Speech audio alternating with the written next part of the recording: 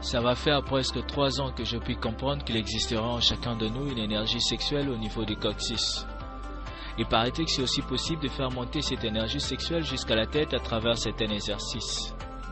Les uns utilisent des techniques de respiration, mais les autres contractent le muscle pivot-coccygienne pour repousser l'éjaculation. J'ai aussi appris que l'homme et la femme avaient intrinsèquement la possibilité d'être multi-orgasmiques. Est-il été imprudent pour l'homme de recourir aux stimulants pour atteindre cet état cosmique?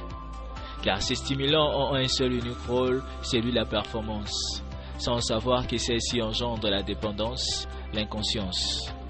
Tandis que les techniques de respiration et de contraction du muscle pivot-coccygienne sont des moyens naturels pour vivre une sexualité saine. Ici, les rapports sexuels ne plient un canal de décharge sur l'autre comme on a toujours l'habitude de faire dans notre vie quotidienne.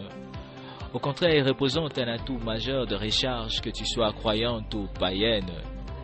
Ceci était une grande révélation pour moi à l'époque, car j'étais cet homme-là qui défoulait sur sa copine de l'époque. Je suis passé des stimulants en stimulants, de boissons énergisantes en boissons psychostimulants, et à la fin j'ai réalisé que j'avais un mauvais bilan. C'est alors là que j'ai commencé à faire des recherches sur une sexualité plus épanouissante. Et par magie, je suis tombé sur un livre dénommé La sexualité consciente. Le tout premier chapitre de ce livre m'a bouleversé. Oui, je te jure que ça m'a vraiment choqué. Car ce chapitre disait que nous avons tous des polarités en chacun de nous.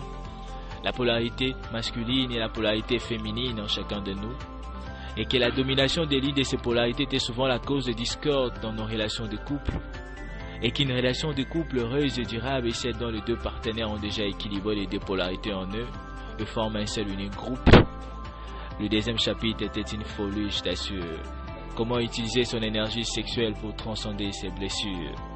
Ceci vous amène tout droit vers la chimie intérieure, cet état de béatitude et de bonheur.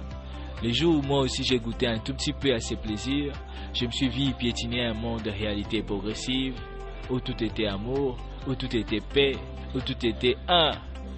Namasté.